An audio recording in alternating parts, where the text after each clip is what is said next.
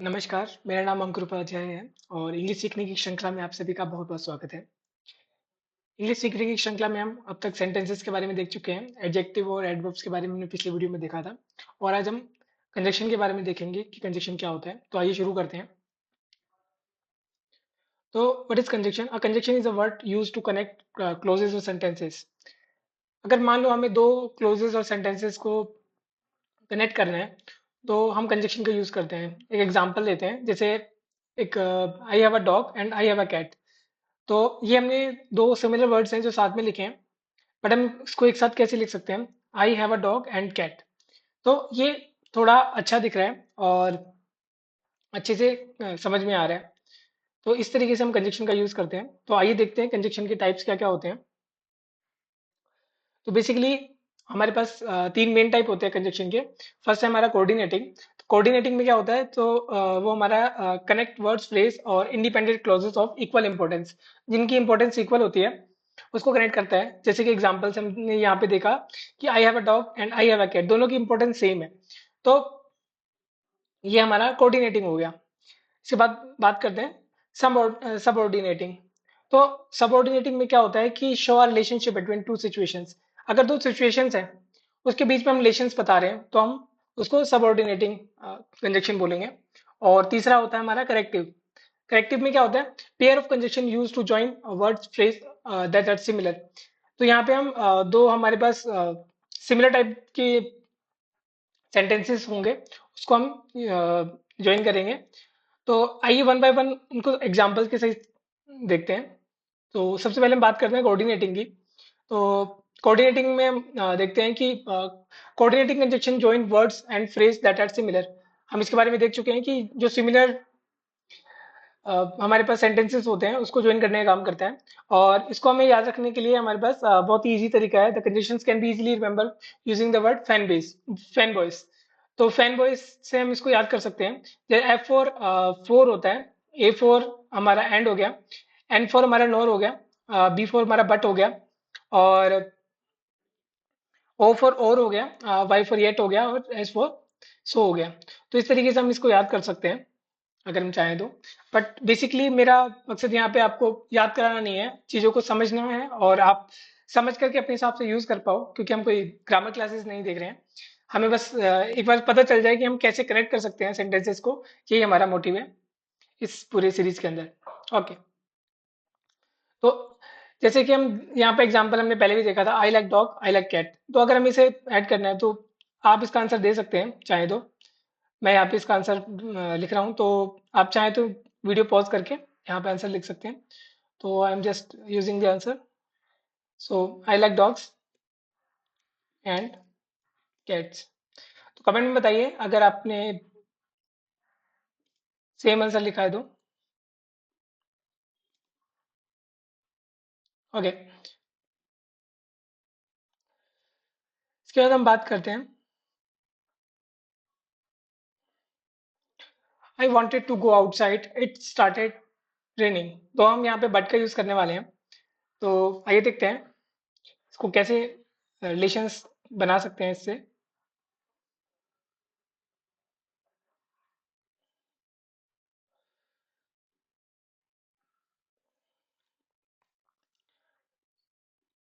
तो इसका रिलेशन बनाते हैं, I wanted to go outside, it started raining.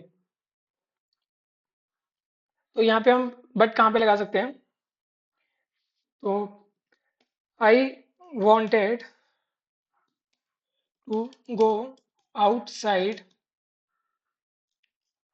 यहाँ पे हम कॉमा यूज करेंगे, बट इट स्टार्टेड रेनिंग। तो अभी हमारा थोड़ा बेटर दिख रहा है सेंटेंस। इसे हमें ज्यादा समझ में नहीं आ रहा है, I wanted to go outside, it started raining, because इनके बीच में रिलेशनशिप नहीं दिख रहा। तो हम बट का यूज करके इन दोनों के बीच में रिलेशनशिप बना सकते हैं, जैसे कि I wanted to go outside but it started raining. तो इस तरीके से हम इसका यूज कर सकते हैं। तो आइए देखते हैं फोर का यूज कैसे करते हैं। वन बाय वन हम फैन बेस के सारे जितने भी हमारे पास वर्ड्स हैं उन सबका यूज करेंगे और उनसे सेंटेंसेस को बनाएंगे। तो आइए स्टार्ट करते हैं इस वाले से। आप चाहें तो वीडियो पॉज करके आप खुद भी पहले आंसर लिख सकते हैं, फिर बाद में इस आंसर को देख सकते हैं, और कमेंट में बताइए अगर आपने ये आंसर सही लिखा है तो।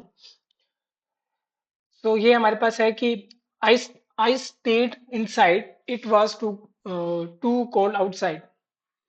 तो इसका आंसर अगर हमें लिखना है तो हमारे पास क्या होगा? It was too cold outside and for I stayed inside. I hope आपको ये चीज समझ में आ गई होगी। हम बस ये रिलेशनशिप बताना चाहते थे कि I stayed inside, it was too cold outside. तो ये डिफरेंट दो सेंटेंसेस थे, तो हमने इसको एक सेंटेंस बनाया किस तरीके से कि भाई हमने बस ये बताना था कि बाहर बहुत ठंड है और इस वजह से हम अंदर है, तो it was too cold outside for I stayed inside. Okay, तो यहाँ पे हम और भी सेंटेंसेस को देखते हैं। तो हम जितनी भी नई चीजें पढ़ते जा रहे हैं, इसका मतलब ये नहीं है कि हम पुरानी चीजों को भूल जाए, हम उनका भी यूज करेंगे। ओके, तो आप उसकी प्रैक्टिस करते रहिए ताकि आपको चीजें समझ में आए। और बेसिकली आपको जितना भी आता है उससे एटलीस्ट आप कुछ इंग्लिश में बोलने का या लिखने का ट्राई करेंगे तो आपको और अच्छे से समझ में आएंगी चीजें। तो इसके बारे में देखते हैं। He does not like coffee, he does not like T. तो दोनों की इंपॉर्टेंस सिमिलर है, तो हम कैसे कर सकते हैं? He like neither coffee coffee nor tea. तो आप देख सकते हैं कितना शॉर्ट में हमने इसको आंसर कर दिया है। दैट यहाँ पर पूरा दो सेंटेंसेस थे, he does not like coffee, he does not like T. तो हमने यहाँ पे लिख दिया है ही लाइक नाइदर कॉफी और नॉट टी। तो उसको ना ही कॉफी पसंद है और ना ही टी पसंद है। तो आइए इसको और देखते हैं।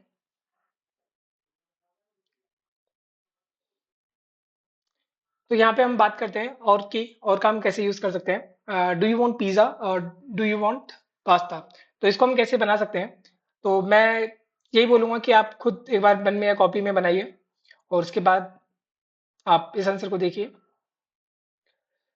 तो चलिए इसका आंसर लिखते हैं। सो इसका आंसर हम किस तरीके से लिख सकते हैं? ये हमारे पास दो सिमिलर टाइप हैं, डू यू वांट पिज्जा और पास्ता। सो आप देख सकते हैं कि हमने कितना इजीली इस सेंटेंस के बीच में, दो सेंटेंसेस के बीच में रिलेशनशिप को बना दिया है, इस कंजक्शन को इंडिकेट कर दिया है। तो ये हमारा जो नीचे का सेंटेंस हमने जो बनाया है वो हमारा ज़्यादा रिलेटिव है एज कम्पेयर टू ऊपर वाले के। ओके, सो अब हम नेक्स्ट के बारे में देखते हैं। She was tired, she continued working. तो यहाँ पे हम बात कर रहे हैं कि शी वॉज टायर्ड, वो थक गई है, शी कंटिन्यूड वर्किंग। तो यहाँ पे दो चीजें हैं, तो हमें ये बताना है कि वो क्यों थक गई है। क्योंकि वो कंटिन्यू वर्किंग कर रही है इसलिए वो थक गई है। तो इसके लिए हम बना दें।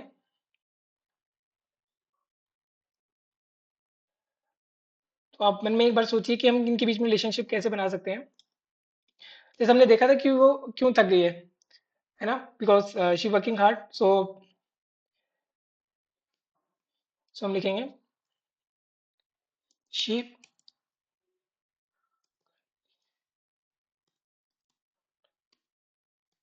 Working, so she was. तो हमने यहाँ पे रिलेशनशिप बना दिया इनके बीच में। She continue working so she was tired. वो कंटिन्यूसली काम कर रही थी, इस वजह से वो थक गई है। ओके, तो ये हम एक और है हमारे पास, he studied hard, he pass the exam. So already okay.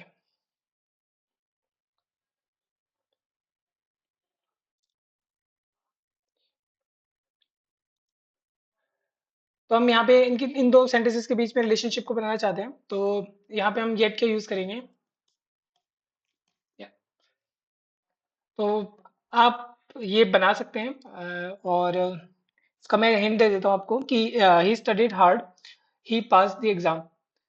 तो इनके बीच में हम रिलेशनशिप कैसे बना सकते हैं? हम ये चीज बता सकते हैं कि भाई he pass the exam but still he studied hard.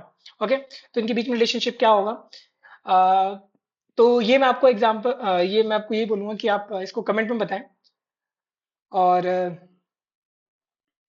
आप इसका आंसर कमेंट में पूछ सकते हैं या फिर आप खुद बनाएं। तो आपको ये चीज़ ज़्यादा अच्छे से समझ में आएगी।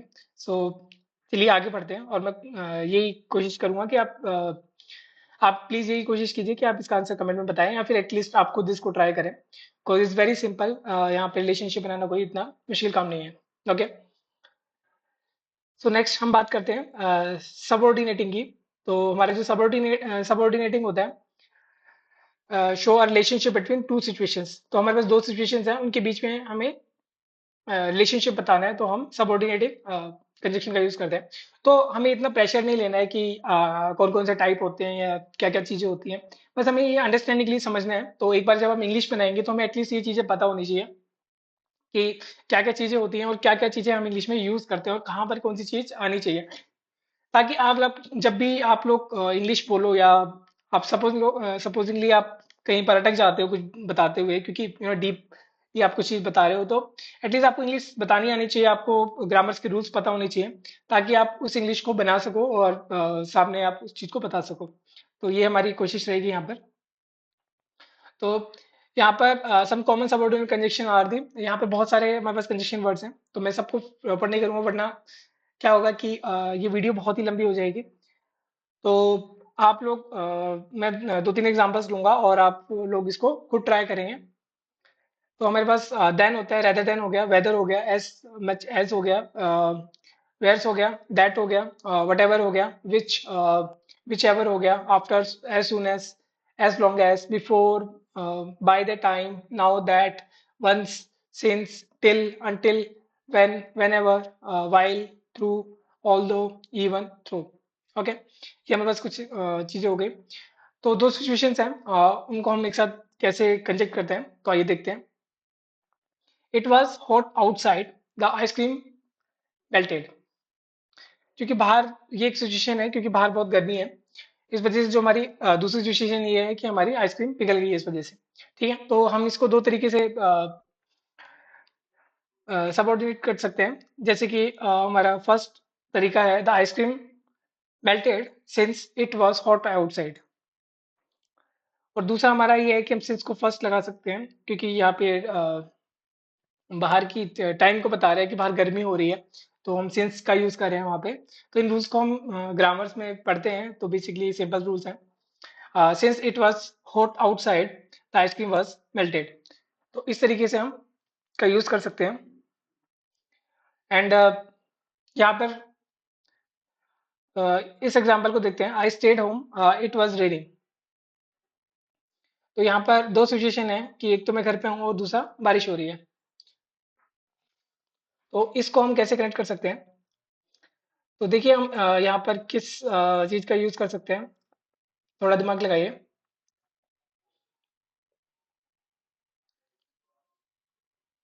ओके, सो आई होप आपको आइडिया लग गया होगा कि आप किस यहाँ पे कंजक्शन का यूज करेंगे। अगर नहीं हुआ है तो आइए इसका आंसर देखते हैं।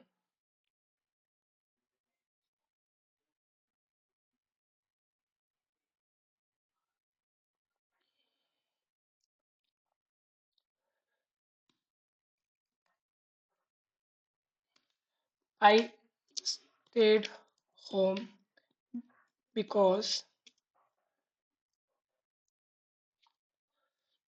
It was raining.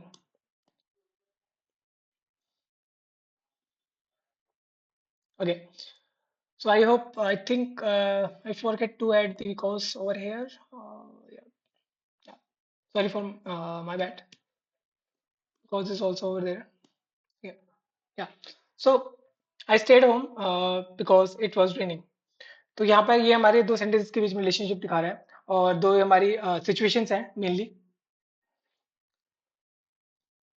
तो जैसे I stayed home it was raining. आप और भी एग्जांपल्स को ट्राई कर सकते हैं जो दो सिचुएशंस को दिखा रहे हैं। जैसे I have fever, I am not going to school. तो यहाँ पे दो सिचुएशन है। तो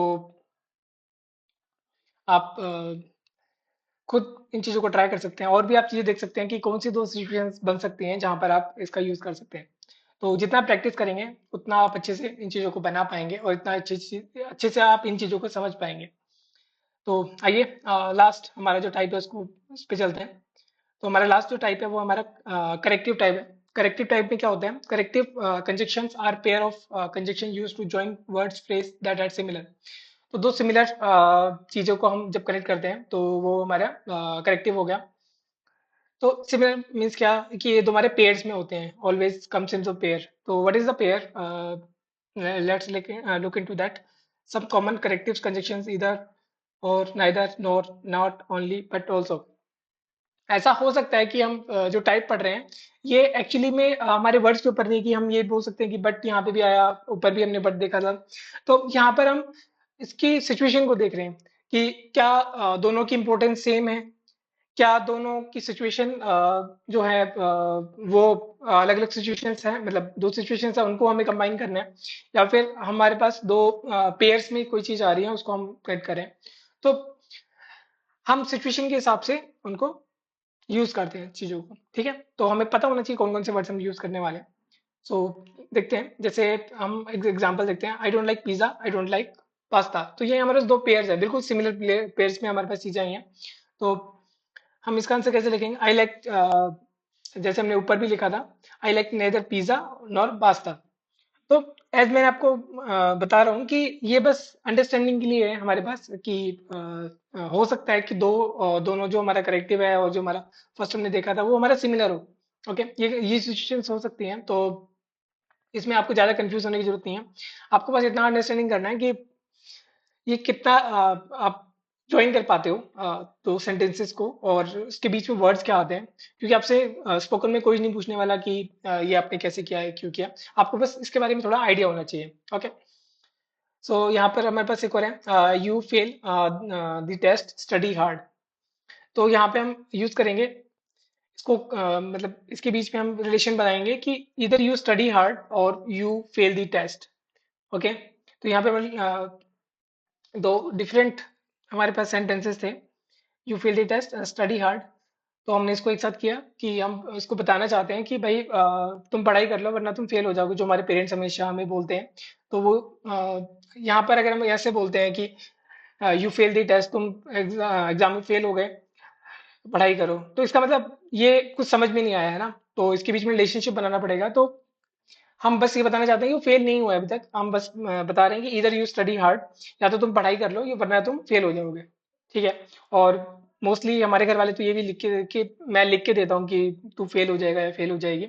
सो कमेंट में बताइए अगर आपके पेरेंट्स भी सेम है तो। ओके, तो आप कुछ प्रैक्टिस क्वेश्चंस को देखते हैं और इनके आंसर्स को लिखते हैं। सो सबसे पहले हमारे पास यहाँ पे चीज़ें दी हुई हैं, हम कौन सा कंजक्शन यहाँ पे यूज़ करने वाले हैं वो भी हमने यहाँ पे दे रखा है। तो आइए वन बाय वन इसको सॉल्व करते हैं। I want a tea, I want coffee. So यहाँ पे बता रहे हैं कि मुझे चाय पसंद है और मुझे कॉफ़ी पसंद है। बट एक बार में वो दोनों नहीं लेगा। तो हम इसके बीच में रिलेशन कैसे बना सकते हैं? आई वॉन्ट टी,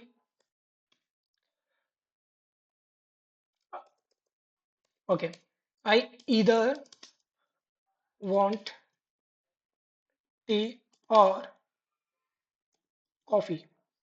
ओके, तो यहाँ पर हमारे पास सिचुएशन बन गई है दो, कि भाई या तो मुझे टी दे दो या फिर मुझे कॉफ़ी दे दो। ठीक है, इन दोनों में से मुझे, क्योंकि I want tea, I want coffee, एक साथ में दो पी नहीं पाएगा। तो हमारी सिचुएशन सिंपल है कि आई इधर वॉन्ट टी और कॉफ़ी। ओके, तो हम सेकंड, तो ये हमारा टोटली हमारी अंडरस्टैंडिंग के ऊपर है, हम क्या बोलना चाह रहे हैं, क्योंकि हम ही हैं जो स्पोकर हैं, जो स्पीकर हैं। तो दैट्स वाई हमें अपनी खुद का दिमाग लगाना होगा कि हम कहाँ पर क्या चीज़ करने वाले हैं। इट्स नॉट लाइक कि आपने कुछ रूल्स पढ़ लिए और आप सब जगह उनको यूज़ करें हो। इट्स टोटली आर अंडरस्टैंडिंग कि हम क्या बोलना चाह रहे हैं और कहाँ पर कौन सी चीज यूज करेंगे। ठीक है, इसके बाद बात करते हैं I don't like blue, I like red. तो यहाँ पर इसमें क्या सिचुएशन बन सकती है कि मुझे रेड पसंद है बट मुझे ब्लू पसंद नहीं है। सो यहाँ पर क्या सेंटेंस बन सकता है हमारा, I like red but I don't like blue. तो ये हमारा एक रिलेशन बन गया और इस तरीके से हम कंजंक्शन का यूज करते हैं। तो आइए और भी एग्जांपल्स को देखते हैं। यहाँ पर हमारी सिचुएशन बन रही है I ate carrot I got sick. Okay, तो यहाँ पर हम इसको कैसे सॉल्व कर सकते हैं। तो यहाँ पर दो सेंटेंसेस हैं, आई एट कैरेट और आई गॉट सिक। तो ऐसा हो सकता है कि कैरेट खाने की वजह से मैं बीमार पड़ गया हूँ। तो यहाँ पे क्या सेंटेंस बनेगा, आई गॉट सिक, मैं बीमार पड़ गया हूँ क्योंकि मैंने बहुत सारे कैरेट खाए। ओके, तो ये हमारा, अब पहले आप हिंदी में सोच सकते हैं उस चीज को, फिर आप इंग्लिश में बना सकते हैं। I got sick because I ate carrots. So ये हमारा एक रिलेशनशिप बन गया यूजिंग द कंजक्शन। इसके बाद हम बात करते हैं हमारे अगले एग्जाम्पल के बारे में। तो they play soccer, they play baseball. Okay, वो सॉकर भी खेलते हैं और बेसबॉल भी खेलते हैं। तो हमें इसके बीच में रिलेशन बनाना है, तो हम किस तरीके से बना सकते हैं कि वो जैसे हम हिंदी में बोलते हैं कि वो केवल बेसबॉल नहीं खेलते हैं बल्कि सॉकर भी खेलते हैं। या फिर वो खाली सॉकर नहीं खेलते हैं, वो बेसबॉल भी खेलते हैं। तो इस तरीके से हम कोई भी सेंटेंस आगे पीछे ले सकते हैं। तो यहाँ पर क्या बन सकता है, दे आर नॉट ओनली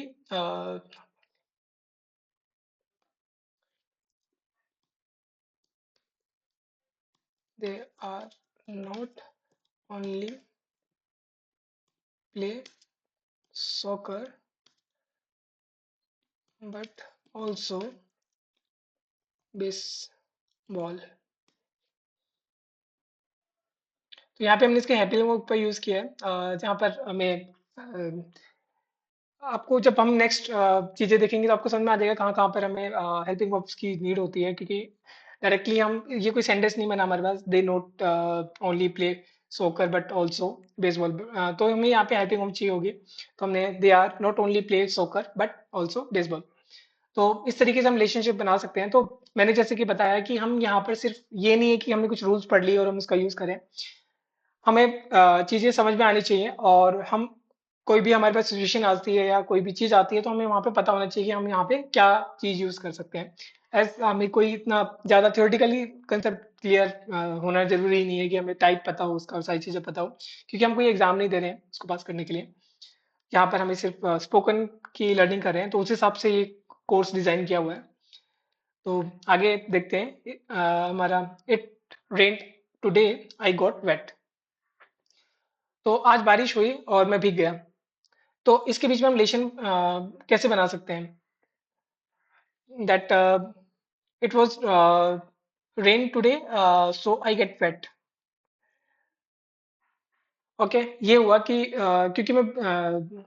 क्योंकि आज रेन थी इसलिए मैं भीग गया इसलिए रेन नहीं थी। तो करेक्ट सेंटेंस यही होना चाहिए कि मैं आज रेन थी इसलिए मैं भीग गया। ठीक है, तो आपको इस तरीके से सोचना है पहले हिंदी में कि करेक्ट सेंटेंस क्या होगा, वही हमारा इंग्लिश में करेक्ट सेंटेंस होगा। तो हमारा है it.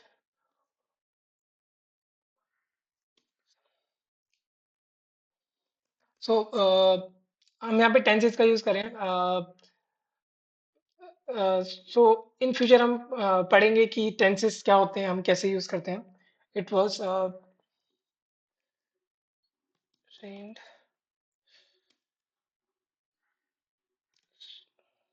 Today so I got wait.